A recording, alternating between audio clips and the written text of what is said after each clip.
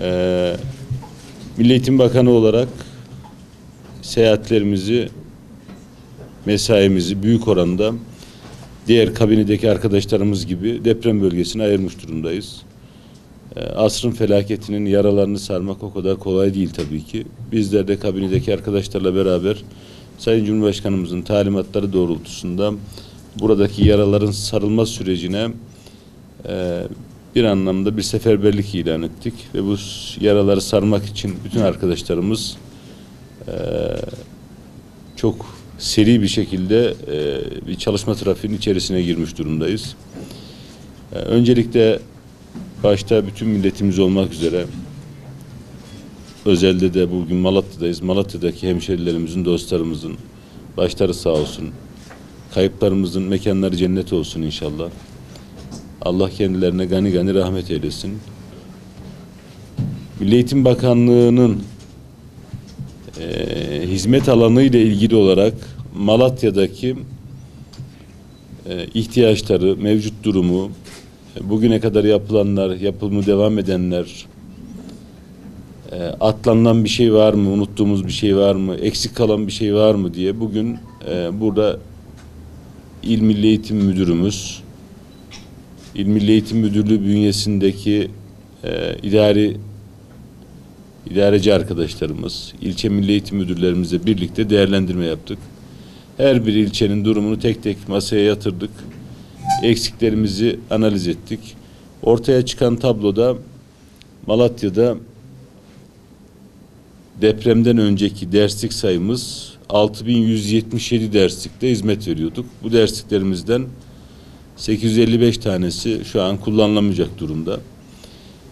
Ama bu şu anlama gelmiyor. 855 derslikle ilgili bir telafi ortamı oluşturulmadığı anlamına gelmiyor. Eylül ayı başladığında, eğitim öğretim yılı tekrar başladığında biz Milli Eğitim Bakanlığı olarak bütün okullarımızda eğitim öğretimi sorunsuz bir şekilde başlatacağımızı taahhüt ediyoruz.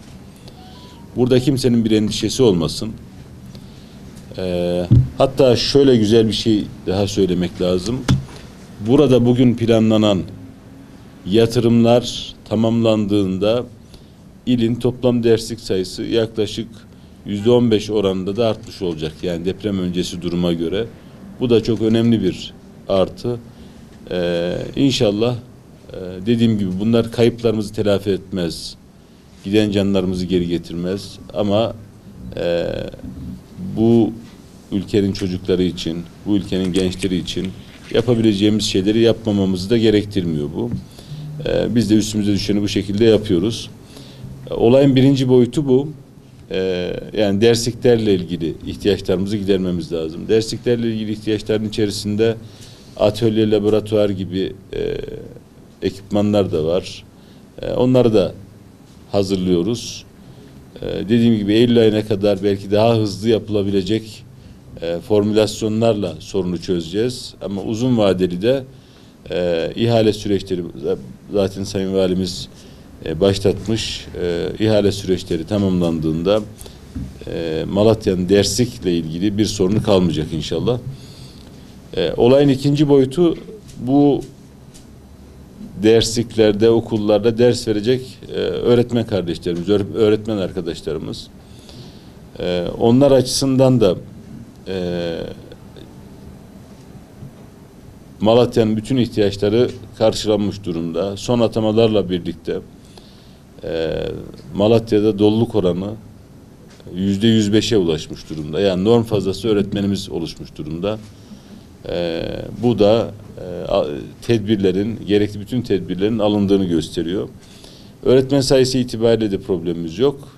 Kaldı öğretmen arkadaşlarımızla ilgili konaklama ve barınma hizmetleri. Onunla ilgili de biz bakanlık olarak bölgedeki 11 ilin il müdür arkadaşlarımızdan rica etmiştik. Tek tek öğretmen arkadaşlarımızın konaklama ile ilgili durumlarını, barınma ile ilgili durumlarını öğrenin diye. Arkadaşlarımız bizlere rakamlar verdiler. Kendi evinde kalan, evi hasarsız olan, konaklayacak yer arayan bütün arkadaşlarımızın bu şekilde dökümü yapıldı. Biz de bakanlık olarak konaklama ihtiyacı olan öğretmen arkadaşlarımızın bu ihtiyaçlarını giderebilecek tedbirler alıyoruz. İşte hızlı yapılabilecek çelik konstrüksiyon binalı öğretmen konuk evi diyebileceğimiz yapılar. Konteynerlarda barınma durumu ortaya çıkarsa valiliğimiz zaten konteynerler organize etmiş.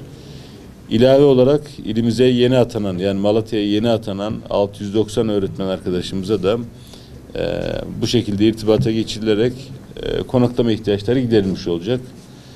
İnşallah o kardeşlerimiz de, genç kardeşlerimiz de hiçbir sorun yaşamadan eğitim öğretimlerine başlamış olacaklar. Bir diğer konu, öğrencilerimizin hem akademik eksiklikleri hem de psikolojik olarak içinde bulundukları rahatsızlıkları giderebilecek tedbirler. Onunla ilgili de burada hem akademik eksiklerini gidermek için DYK kursları dediğimiz yazın kendilerine akademik destek verecek kurslar, yaz kursları müdür hanım planlamış, il müdürlüğümüz. Orada da mümkün olduğunca eksiklerini gidermeye çalışacağız. Bunların içerisinde ihtiyaç duyan öğrencilerimiz için psikososyal destek verebilecek rehber öğretmenlerimiz, rehberlik faaliyetleri yürüyecek. O konuda da tedbirimizi almış olduk. Mevcut durumda taşımalı eğitim sadece belediye sınırları dışarısında yapılabiliyordu ama Vali Bey'in bir çözüm önerisi oldu. Özellikle konteyner kentlerdeki okulların yoğunluğunu azaltmak için taşıma kapsamındaki mesafe aralığı azaltılabilir. Onu da yapacağız. Konteyner kentlerdeki arkadaşlarımız da, genç çocuklarımız, gençlerimiz de taşıma hizmetine faydalanmış olacaklar. Yine aynı şekilde yaygın eğitim kurumlarımız bölgedeki özellikle ev kadınlarına hem kendilerine mesleki anlamda katkı sağlayacak hem de bu süreçteki morallerini düzeltecek, psikolojilerini düzeltecek yaygın eğitim kursları ciddi sayıda açılmış durumda. O da aslında bu psikososyal destek ünitesinin bir parçası olarak kabul edilebilir. 4000'e yakın orada kurs çeşidimiz var. İlla burada açılanlar değil, açılmasını istenen kurslar varsa onlar da talep edilebilerek kursların açılması sağlanabilir. Genel olarak durumumuz bu. Biz burada bakanlığın bu konularla ilgili birimlerindeki birim amiri arkadaşlarımızla beraber buradaydık. Geldik, bütün tedbirleri konuştuk.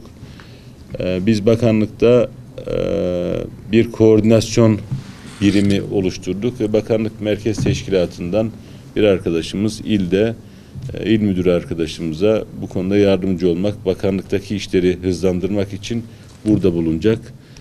Çünkü kağıt üzerinde her şey planlı gibi dursa da bazen küçük aksilikler, küçük iletişim kopuklukları bütün o planlamayı ters yüz edebiliyor. Bunun olmaması için de biz her ilde, deprem bölgesindeki her ilde bir koordinatör arkadaşımız bu süreci yürütmek üzere görevlendirilmiş durumda. Tekrar söyleyeyim, bu yaptıklarımız kuşkusuz kayıplarımızı geri getirmez ama gelecek kuşaklara olan borcumuz, kayıplarımızın bu ülkeyle ilgili hayallerini en azından karşılayıp manevi sorumluluklarımızı yerine getirmiş oluruz.